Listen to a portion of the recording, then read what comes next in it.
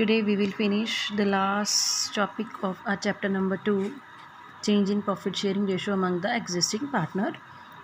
Earlier I have told you about the distribution of general reserves and accumulated profits into the capital accounts if the partners want to show them in the books, or second method was when the partners do not want to distribute the general reserve and accumulated profits. Now, accounting of revaluation of assets and liabilities when there is a change in profit sharing ratio. Accounting for revaluation of assets and liabilities. Assets you know very well, and liabilities now comes to revaluation. Revaluation is the putting again the value of assets and liabilities at the time of change in profit sharing ratio. For example, there are two partners A and B, तो दोनों profit sharing ratio कर रहे हैं half half, means 1:1. Now they want to change their profit sharing ratio from 1:1 to 3:2. तो दोनों जो है वो अपना रेशो जो है वो चेंज करने वाले हैं. तो जब रेशो चेंज हो जाएगा तो इन फ्यूचर मतलब कम्प्लीटली उनकी प्रॉपर्टीज़ में भी उनका जो शेयर है वो चेंज हो जाएगा, असेट्स में और लाइबिलिटीज़ में भी शेयर चेंज हो जाएगा. ठीक है, तो अगर इन फ्यूचर असेट्स की वैल्यू बढ़ जाती है तो गेनिंग पार्टनर विल गेन, और अगर लॉस हो जाता है तो गेनिंग पार्टनर को लॉस होगा.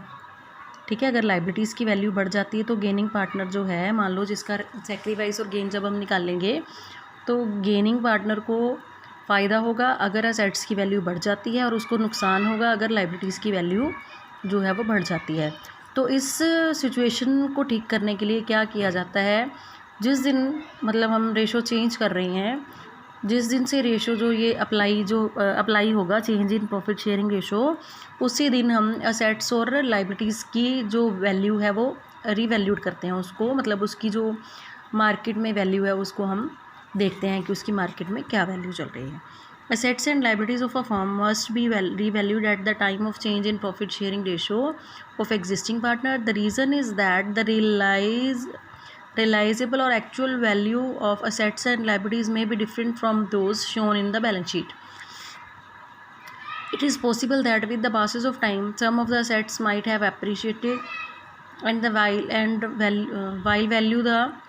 while the value of certain other assets might have decreased or not recorded in the books, and such changes in the books of accounts revaluation of assets and liabilities becomes necessary because of the change in the value of assets and liabilities.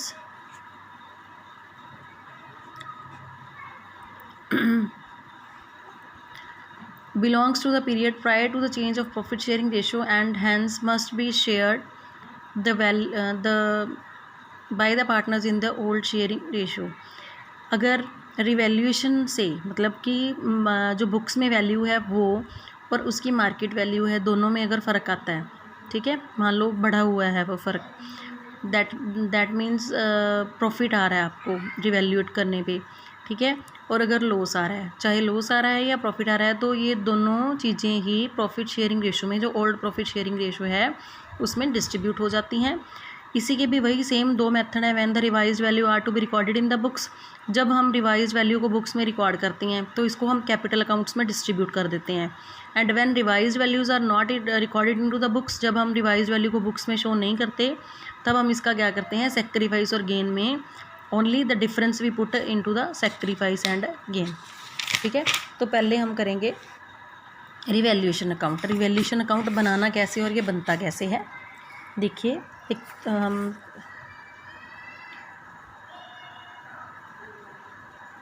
Revaluation account जिसमें कि हम assets और liabilities की value को revalue करते हैं. वही same format of an account का फॉर्मेट बनाना है आप लोगों ने. ठीक है, particulars amount, particulars and amount. Here it is a debit side and it is a credit side. This is the form of nominal account. तो nominal account में क्या होता है, debit all the losses and credit all the gains. So loss हमें कहाँ होंगे, तो हम टू का यूज़ करेंगे, to decrease in the value of asset और to increase in the value of liabilities. इसी टाइप बाय वाली साइड पे इंक्रीज इन द एसेट्स आएगा और डिक्रीज इन द लाइबिलिटीज़ आएगा। ठीक है, तो ये आपका फॉर्मेट। इसी टाइप प्रॉपर बैलेंस किया जाता है अकाउंट, दोनों साइड्स अकाउंट की दोनों साइड्स को बैलेंस किया जाता है। तो आपका आंसर आता है to profit on devaluation transfer to capital accounts. दूसरी टाइप ए और बी में हम जो है वो शेयर कर देते हैं। अगर लॉस आता है तो आपका बाय लॉस जो है वो ट्रांसफ़र हो जाता है ए और बी में। Is it okay? ठीक है, तो अब इसकी जर्नल एंट्रीज।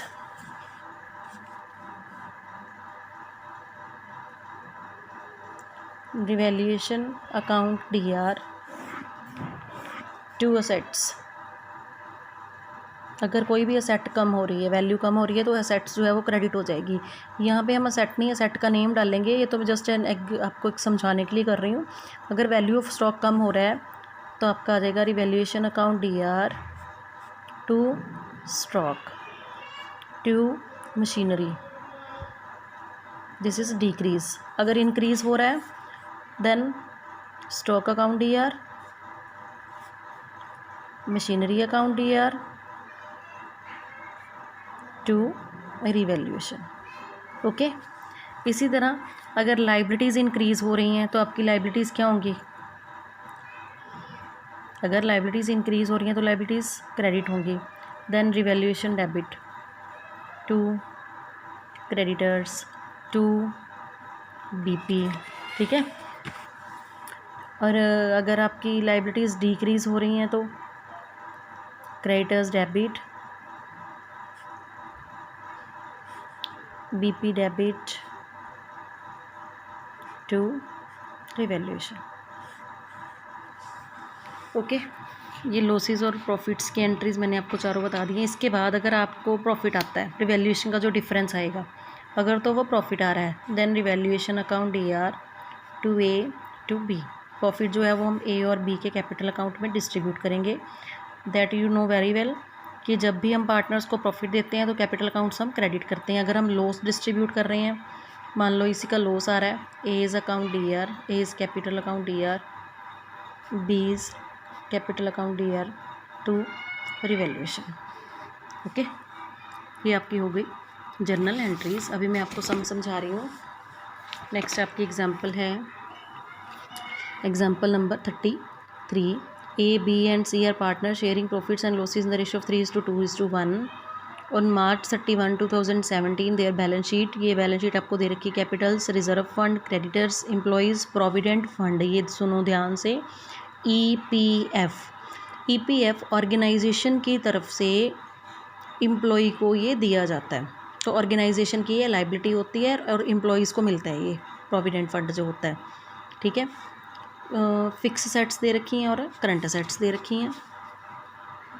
ये जब रिटायरमेंट होती है ना, रिटायरमेंट होती है या कोई पर्टिकुलर एम्प्लॉय जो है ऑर्गेनाइजेशन को छोड़ के जाता है, ठीक है, तो उस टाइम जो ये पे किया जाता है। जैसे जो गवर्नमेंट एम्प्लॉय होते हैं वो रिटायर होते हैं तो उनको देखो कितनी बल्क अमाउंट में जो पैसा मिलता है, काफ़ी मात्रा में जो पैसा मिलता है उनको at the last of their on the expiry of the period of their services, means at the time of retirement जो उनको पेमेंट मिलती है, दैट इज़ EPF, वो होता है EPF। From April 1 they decided to share future profits equally. अभी वो equal share करेंगे। Earlier they were sharing 3:2:1। For this purpose the following were agreed upon. Goodwill, fix assets depreciated by, goodwill की वैल्यू 3 लाख है। Expenses of 3,000 were paid by the firm for getting the value of fix asset certified. 3,000 का उनको expenses करना पड़ा। Capital of the partners will be in proportion to their new profit sharing ratio. For this purpose current account will be open. ये जो है last में कहा गया है कि जो उनकी जो कैपिटल है उसको उनके न्यू प्रॉफिट शेयरिंग रेशो में हमने डिस्ट्रीब्यूट करना है। ठीक है, तो सबसे पहले हम बनाएंगे इसका रिवैल्यूएशन। नहीं बना के दे रखा है, मैं आपको बना के दिखाती हूँ। इसमें क्या कहा इन्होंने, जर्नल एंट्रीज पास करने को कहा है, तो पहले हम जर्नल एंट्रीज ही पास करते हैं। ठीक है, इसके लिए पहले हम रेशो निकाल लेंगे, old ratio, new ratio, sacrifice और गेन निकाल लिया। This is 1/6 sacrifice, this is 1/6 gain, ये 0 आ रहा है, मतलब नील आ रहा है। तो सबसे पहले हम क्या करेंगे, उनकी जो गुडविल है 3 लाख रुपीज़, 3 लाख का 1/6, सो 50,000 का एक को तो गेन आ रहा है और 50,000 का दूसरे को आ रहा है सेक्रीफाइस। तो देखो गेन किसको आया था, गेन आया सी को और एक को आया सेक्रीफाइस, तो इसकी जनरल एंट्री हो जाएगी सी को sacrifice, C is capital account debit, C is gaining to A is capital account, तो सी विल पे 50,000 टू ए। ठीक है, साथ ही साथ हम इसका कैपिटल अकाउंट भी बना लेते हैं।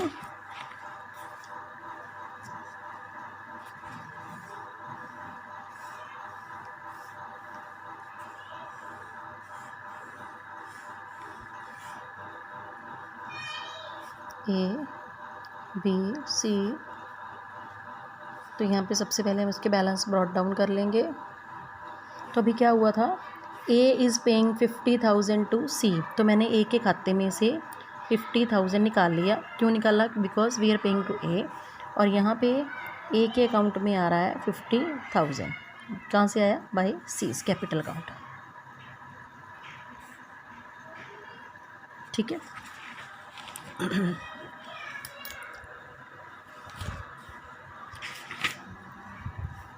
उसके बाद देखिए पहले हम बुक्स की सारी एडजस्टमेंट्स कर लेंगे। रिज़र्व फंड दे रखा है आपको 18,000 का। रिज़र्व फंड को ट्रीट किया जाता है कि या तो हम कैपिटल अकाउंट में डिस्ट्रीब्यूट कर देते हैं और या फिर उसका सेक्रीफाइस और गेन हम डिस्ट्रीब्यूट करते हैं, लेकिन इसके लिए उन्होंने हमें कोई इन्फॉर्मेशन नहीं दे रखी, तो हम क्या करेंगे, इसको हम कैपिटल अकाउंट में ओल्ड रेशो में डिस्ट्रीब्यूट कर देंगे 3:1। ठीक है, 18,000, 9,000, 6,000 एंड 3,000, ये 18,000 को मैंने 3:1 में डिस्ट्रीब्यूट कर दिया। ठीक है, और उसके बाद आपका अगर यही जनरल रिजर्व आपको कहा होता है not to show in the books, तो हम क्या करते, इसका सेक्रीफाइस और गेन निकाल लेते, सेम ट्रीटमेंट जैसे हमने गुडविल का किया।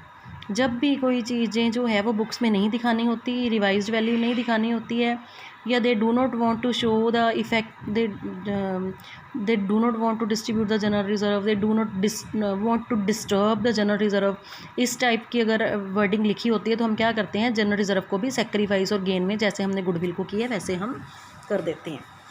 इसके बाद आपका आता है रिवैल्यूएशन। तो रिवैल्यूएशन हम यहाँ पे बना लेते हैं, छोटा सा 2 एंट्रीज ही आएंगी इसकी। रिवैल्यूएशन अकाउंट आपने अच्छे से बनाना है, वेयर मेरे एक हाथ से, बिकॉज मैं होल्ड नहीं कर पाती हूँ नोटबुक को। इसमें फिक्स सेट्स भी डेप्रीशिएटेड बाय 10%। देखो फिक्स सेट्स आपको दे रखी हैं 1,50,000 की, 1,50,000 को 10% हमने करना है डेप्रीशिएट। तो डेप्रीशिएट करना है तो हमें हो रहा है लॉस टू फिक्स्ड एसेट्स, कितने की, 15,000, जितना जितना वैल्यू में कमी आई है डेबिट साइड में, लॉसेस डेबिट साइड में और इनकम्स क्रेडिट साइड में। उसके बाद हमें हो रहा है 3,000 के हमने एक्सपेंसेस पे किए हैं। ठीक है, तो ये भी हो गया टू एक्सपेंसेस, हम लिखेंगे 3,000। 2 ही एंट्रीज दे रखी हैं आपको।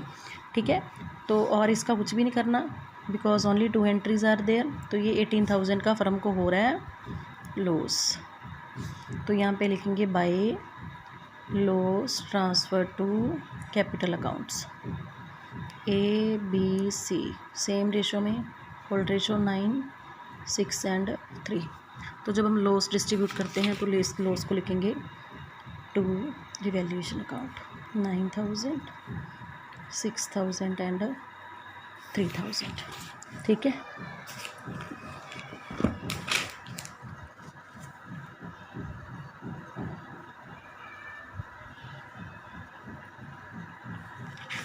आगे बेटा हम और कुछ भी नहीं है, बस यही सारी एंट्रीज हमारी ख़त्म हो गई हैं।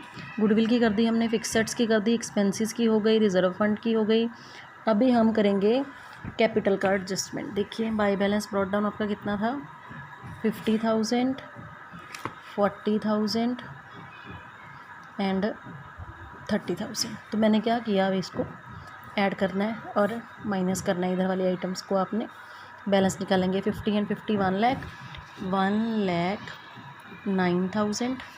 तो ये भी मैंने लिखा 1,09,000, उसमें से ये 9,000 माइनस हो गया, तो आपका बैलेंस आ गया 1 लाख।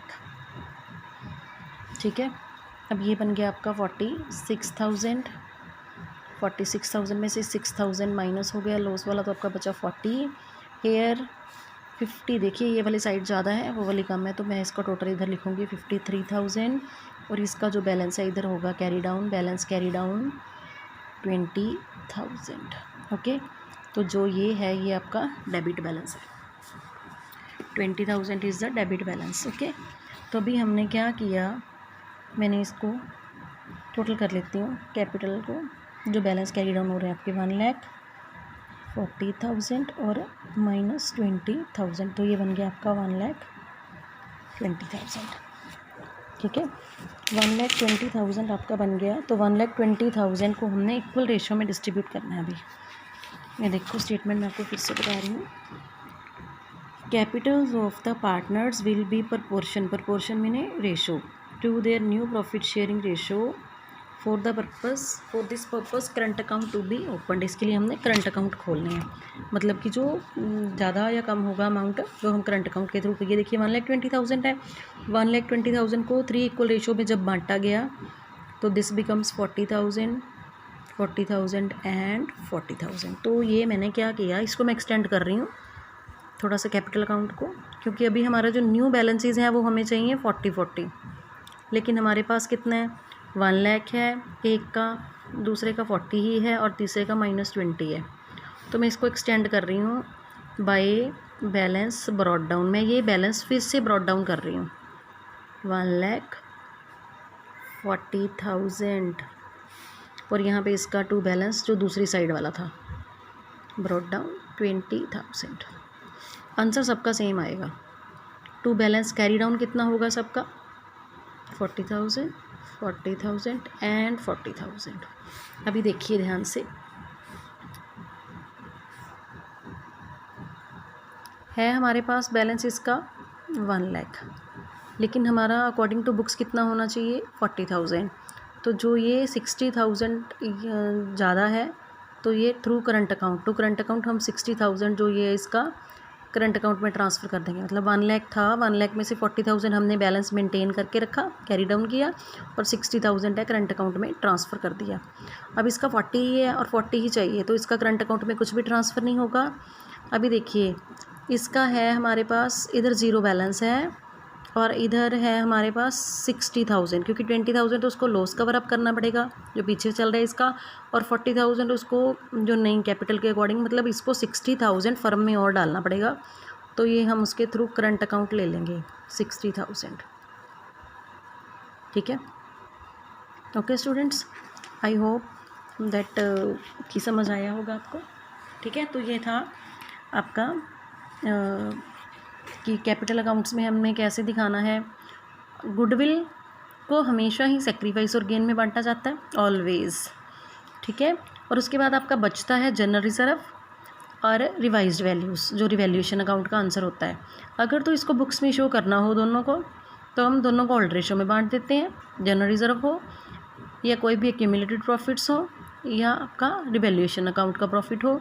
अगर बुक्स में इसको शो नहीं करना है दोनों चीज़ों को, तो हम क्या करते हैं, इन सबको सेक्रीफाइस और गेन में बांट देते हैं। Means gaining partner will pay to sacrifice partner.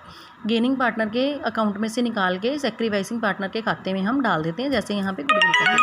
Okay students, अभी मैं आपको PDF बना के इसका भेज रही हूँ। ओके।